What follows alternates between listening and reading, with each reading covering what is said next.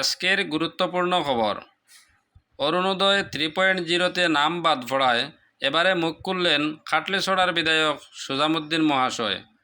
বিস্তারিত দেখে নিন ভিডিওতে। হাইলাকান্দি জেলার ক্ষেত্রে বর্তমান আমাদের দুটা এলএসি, একটা আলগাপুর কাটলিছড়া, অপরটি হাইলাকান্দি। দুটা এলএসি মিলে অরুণোদয় 3.0-তে টোটাল 60,000 বেনিফিশিয়ারি গভর্নমেন্ট স্যাংশন হয়েছে।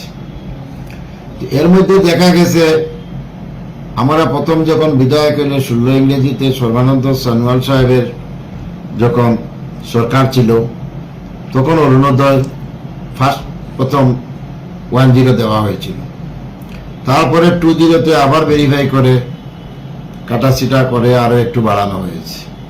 বর্তমানে 3.0-তে পুরানা সব কেটে দেওয়া হয়েছে, নতুন এলোকেশন তৈরি করা হয়েছে।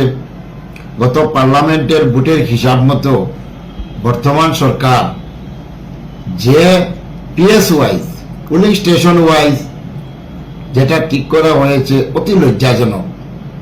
সংখ্যালঘু অধ্যুষিত এরিয়ায় যেখানে 1000 ভোটার আছে সেখানে 30টা 40টা, কারণ পার্লামেন্টের ভোটে 30টা 40টা ভোট হয়েছিল। আর বাকি এরিয়াগুলিতে মেজরিটি এরিয়া যেগুলো সংখ্যালঘু অধ্যুষিত ছাড়া সেখানে 300 400 500 ভোটারের দিকে 100 100 150 এরকম ঠিক করা হয়েছে।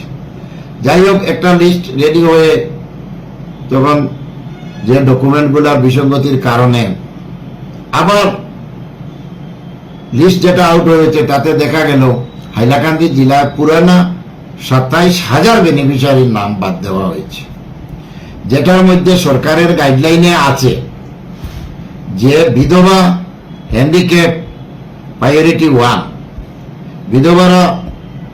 বিধবা ভাতা পেত, হ্যান্ডিক্যাপ্টের ভাতা পেত, এইগুলা যুক্ত করে লামসাম অরুণোদয় ঠিক করা হয়েছে।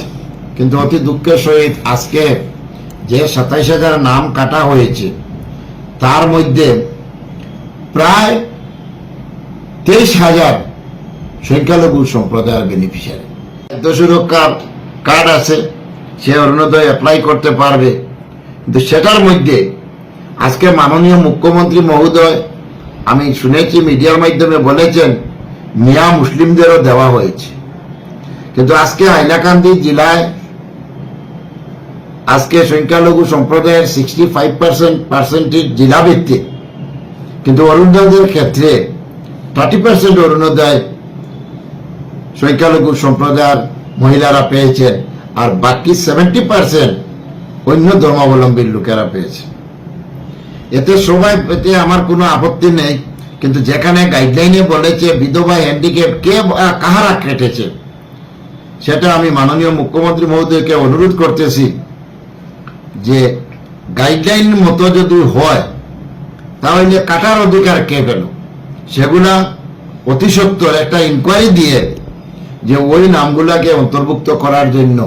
না হলে আমিও আইনসভার সদস্য, আমি এই যারা নাম বিধবা, হ্যান্ডিক্যাপ কাটা হয়েছে বিশেষ করে ওদেরকে নিয়ে আমি মহামান্য হাইকোর্টে সেটার বিচার চাইব। কারণ মুখ্যমন্ত্রী নিজে বলছেন, আর সেখানে যে এত সুন্দর একটি প্রকল্প গরিব দুঃখীদের, সেটাতেও রাজনীতি করা হয়েছে, জাতপাতের উপর ভিত্তি করে অরুণোদয় দেওয়া হয়েছে। সেটা কোনো অবস্থায় হাইলাকান্দির জনসাধারণ মেনে নিতে পারবে না।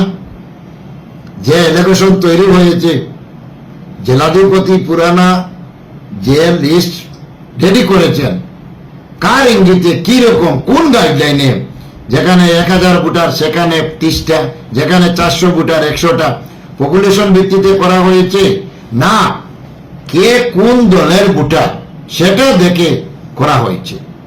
আজকে যে লিস্ট বাইর হয়েছে, যে গরিব দুঃখীরা কিভাবে কান্নায় ভেঙে পড়েছেন, যে অরুণোদয় 7 বছর 8 বছর পেয়েছেন, ওদের প্রমাণ আছে। সেটা অতি সত্বর একটা ইনকোয়ারির মাধ্যমে যদি এই প্রায়োরিটি 1-এর যে মহিলারা আছে তাদেরকে অন্তর্ভুক্ত করা না হয়, তাহলে হাইকোর্টের দ্বারস্থ হব।